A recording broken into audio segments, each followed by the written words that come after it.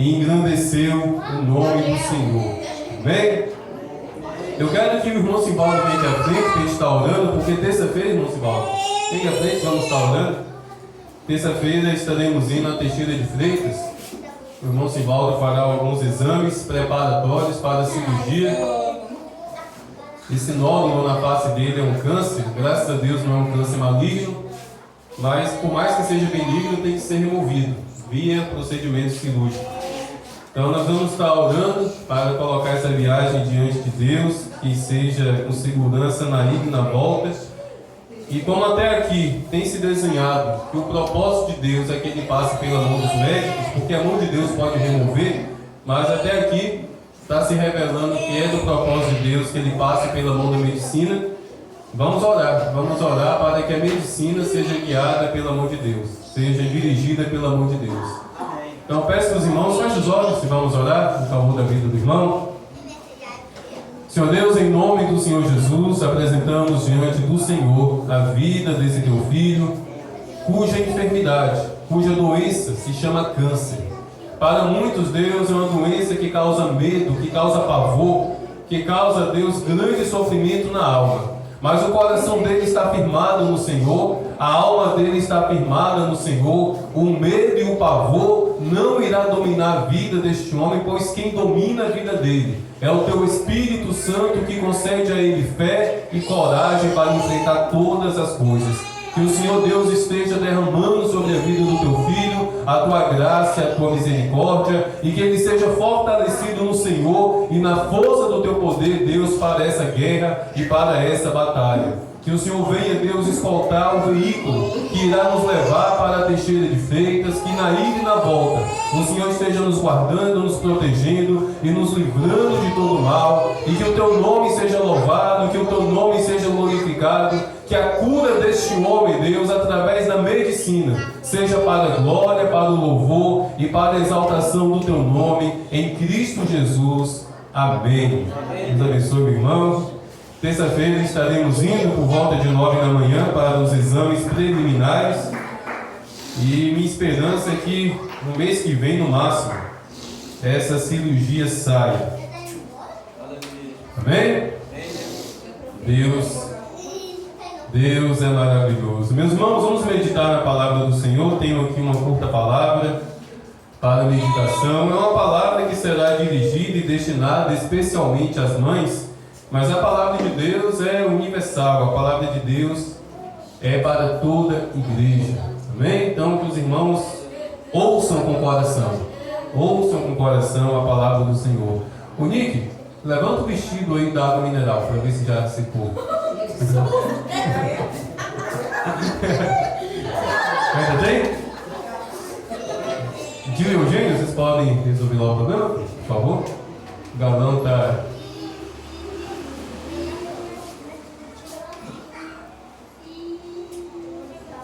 Amém? Vamos meditar na palavra de Deus, tá bom, meus irmãos? Vamos ouvir a voz do Senhor. Já nos alegramos, já tivemos aqui as homenagens. Ao final do culto tem uns brindezinhos também, tá bom? Uma lembrancinha com bombom para as mães. Eu espero que dê para todas. Temos muitas visitantes aqui, mas eu creio que irá dar sim. Amém? Lucas, sentadinho agora perto da sua mãe, tá bom? Na verdade, deixa a sua mãe cuidando do bebê. Lucas, quer ir no banheiro? Então é só esperar, você tem que esperar, assim funciona. Amém, irmãos? Senhor Deus, em nome do Senhor Jesus, a minha vida pequenina, carente, necessitada da tua misericórdia, esta minha vida, Deus, eu apresento diante do Senhor e venho pedir a tua ajuda, Deus, no proclamar dessa palavra. Venha sobre mim a tua graça, venha sobre mim o teu favor, venha sobre mim, Deus, o teu Santo Espírito, e concede-me, Deus, a sabedoria e o conhecimento para proclamar esta palavra, em nome de Jesus. Amém. Amém? Êxodo capítulo 1, do versículo 15 ao versículo 22, e no mesmo livro de Êxodo, capítulo 2, do versículo 1 ao 10. Êxodo capítulo 1, do versículo 15 ao 22, e logo em seguida do capítulo 2 de Êxodo, do versículo 1 ao versículo 10. Amém? Estarei iniciando a leitura, o tempo é curto. Assim diz Êxodo capítulo 1, do versículo 15 ao 22. O rei do Egito deu uma ordem às parteiras hebreias, das quais uma se chamava Sifrá e a outra se chamava Puá.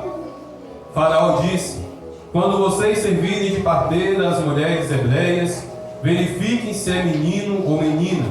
Se for menino, matem; se for menina, deixem viver.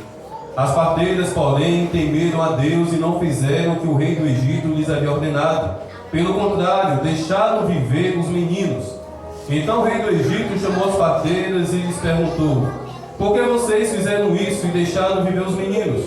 As parteiras responderam a Faraó: é que as mulheres hebreias não são como as egípcias. As hebreias são vigorosas e dão à luz antes que a parteira chegue.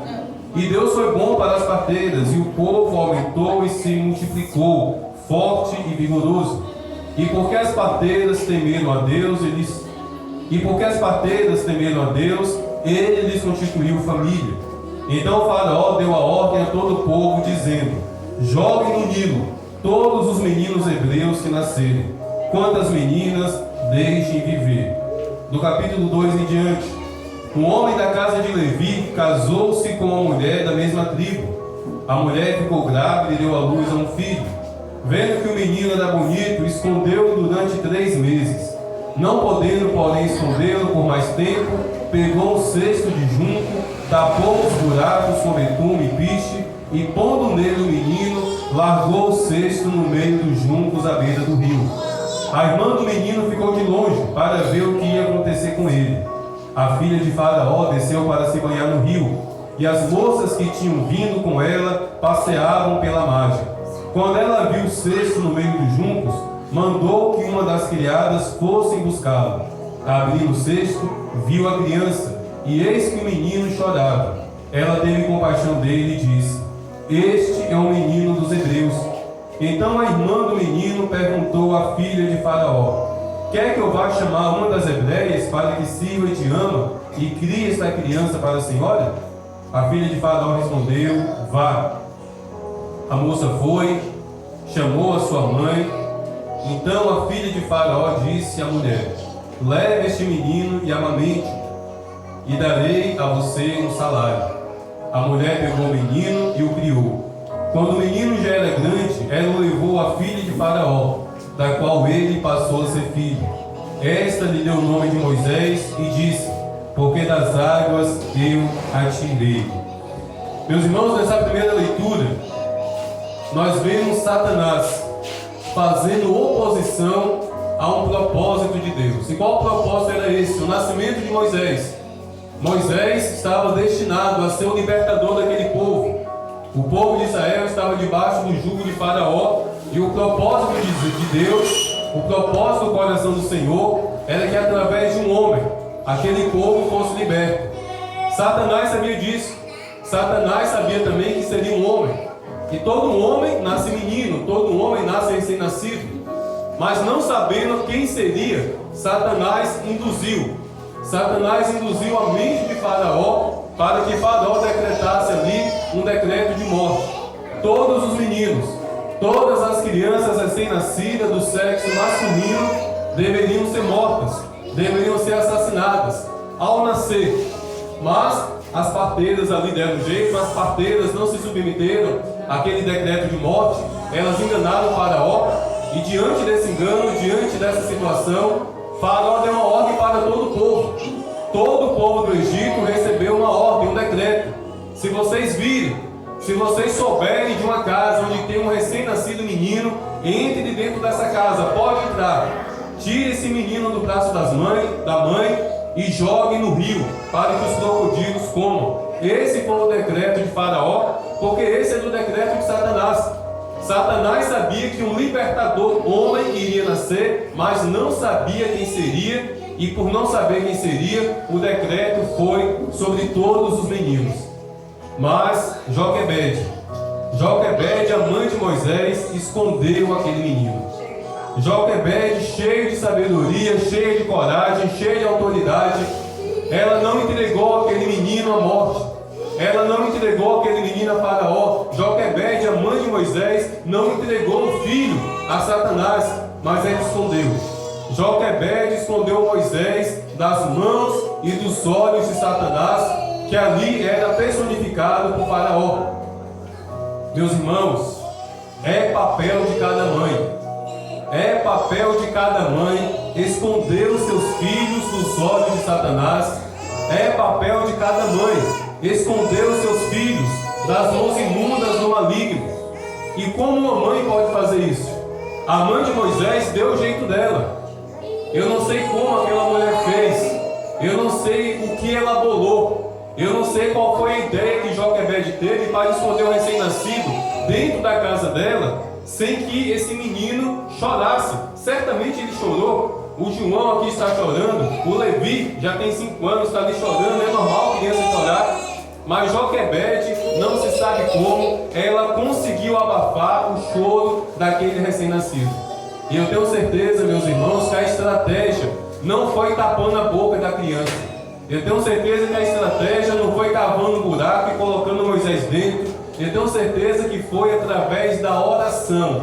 Toda mãe que ora, toda mãe que intercede, toda mãe que coloca os joelhos no chão para orar pelos seus filhos, está escondendo essa criança, está escondendo esse menino, essa menina dos olhos de Satanás, está protegendo essa criança das mãos imundas do maligno. Uma mãe que ora, esconde o seu filho e a sua filha na palma da mão de Deus. E quem é o diabo, meus irmãos, para tocar em uma criança que está na palma da mão de Deus?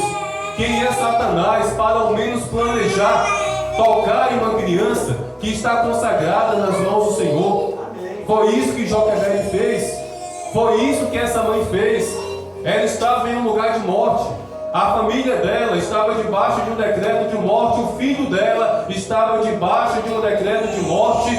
Mas ela disse o que? Satanás, na minha casa não. Satanás, na vida do meu filho não. Você não olha, você não toca, Satanás. Eu vou orar, eu vou clamar, eu vou esconder o meu filho na palma da mão de Deus.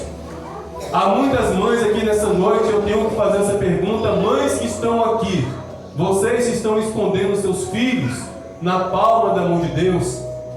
Vocês estão orando para que seus filhos estejam abrigados no esconderijo do Altíssimo?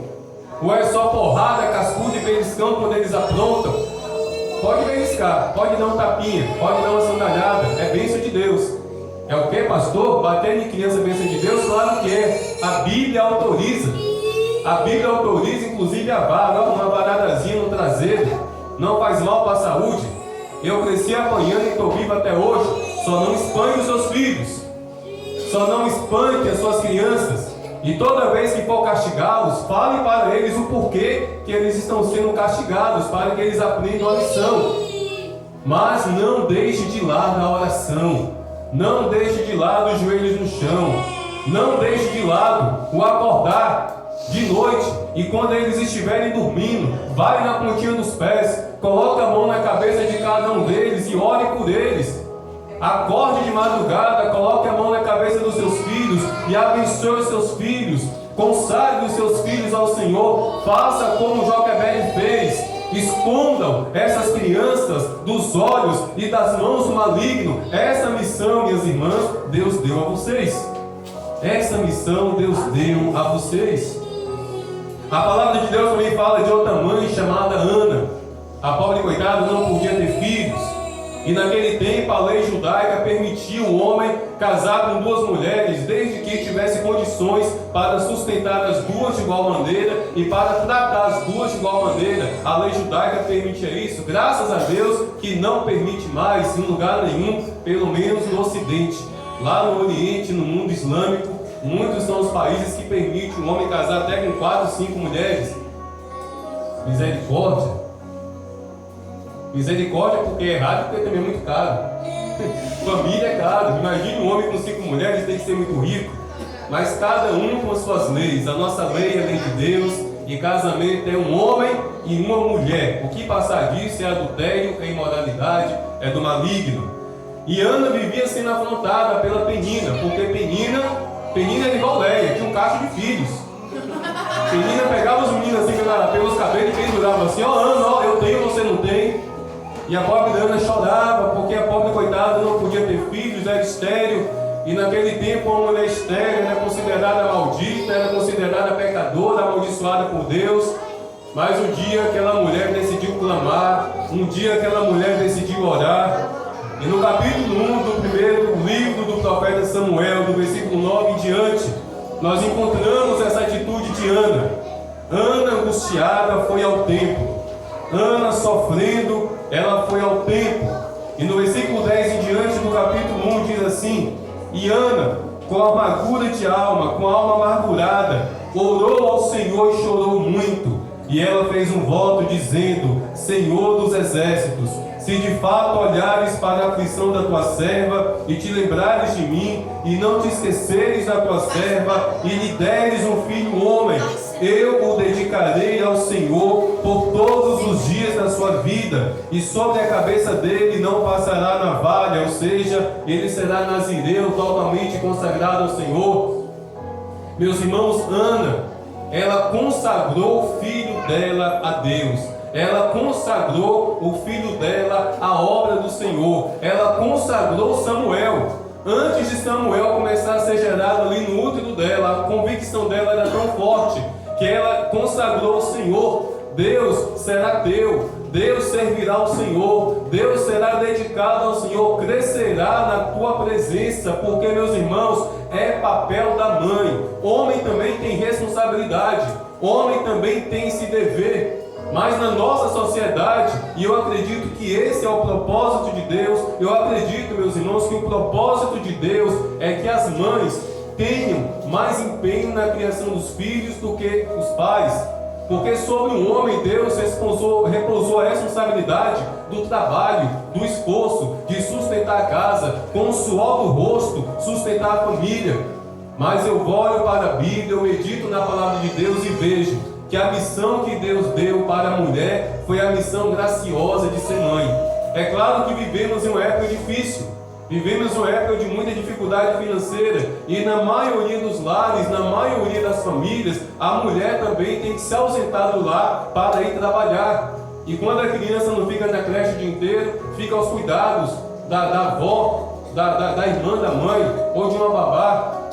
Eu entendo, eu compreendo que hoje, os dias de hoje, existe essa necessidade.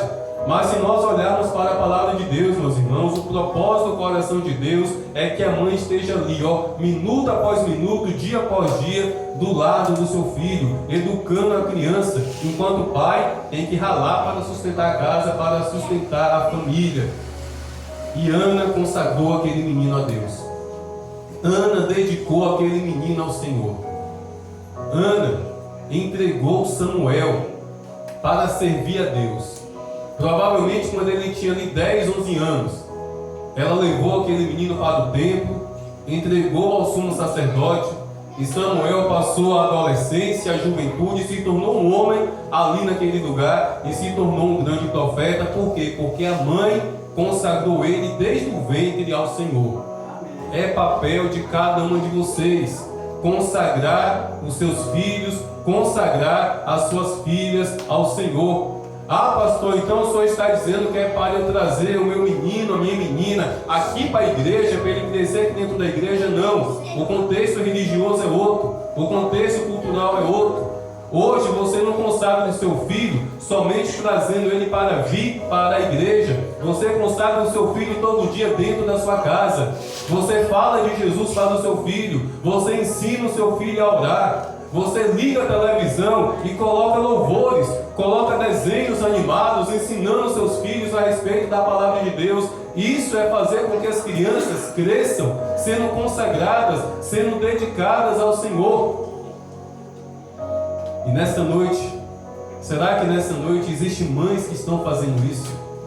Que estão consagrando os seus filhos ao Senhor, que estão orando, impondo a mão, mas através do ensino, através do sentar do lado dessa criança, do sentar ali ao lado da cama e falar de Jesus, e ensinar sobre Jesus. Meus irmãos, o que eu estou pregando aqui está na frequência dos adultos. Crianças de 8 anos para baixo dificilmente está entendendo o que eu estou falando aqui, porque a frequência do entendimento aqui é para adulto.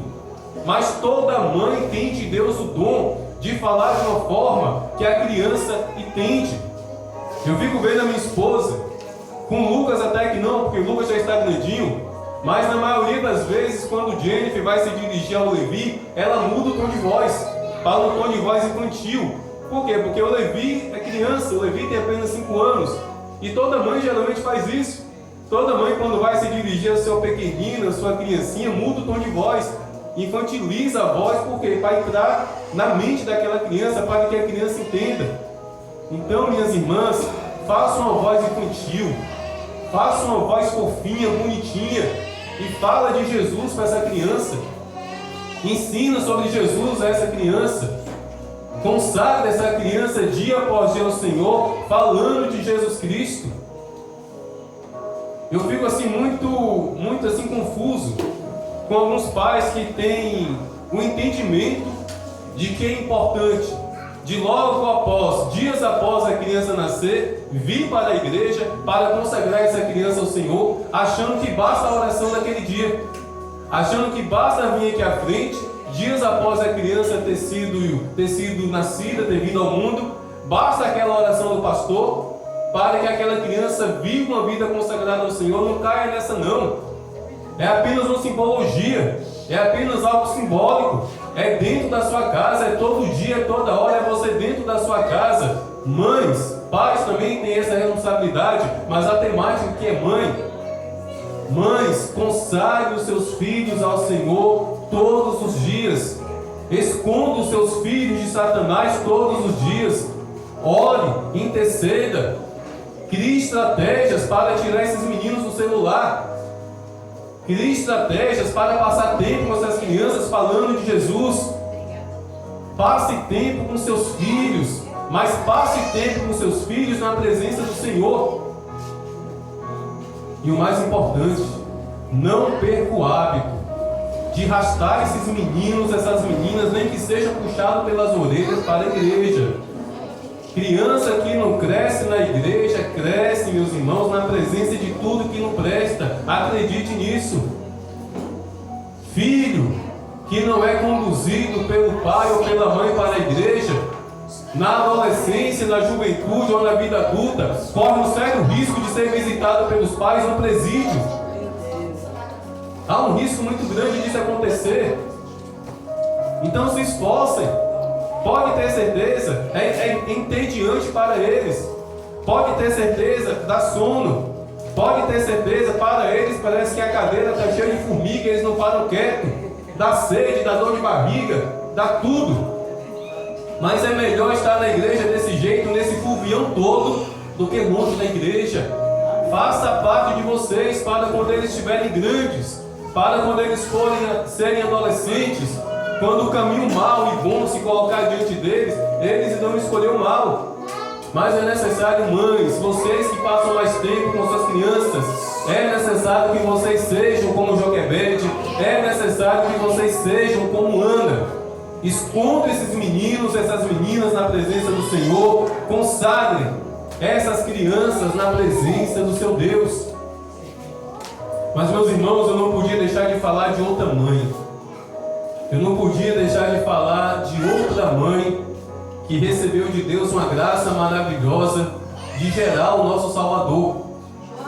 Eu não poderia deixar de falar de Maria, que ali com seus 14 anos, mais ou menos, apenas 14 anos, meus irmãos, era uma menina, recebeu a visita do anjo Gabriel, e ela ouviu o anjo Gabriel dizer a ela: você é bem-aventurada, você é agraciada, entre todas as mulheres, Deus escolheu você. E aquela menina ficou temerosa, aquela menina ficou assustada. O que significa isso? O que quer dizer essa situação? E o anjo Gabriel disse: o Espírito Santo repousará sobre você.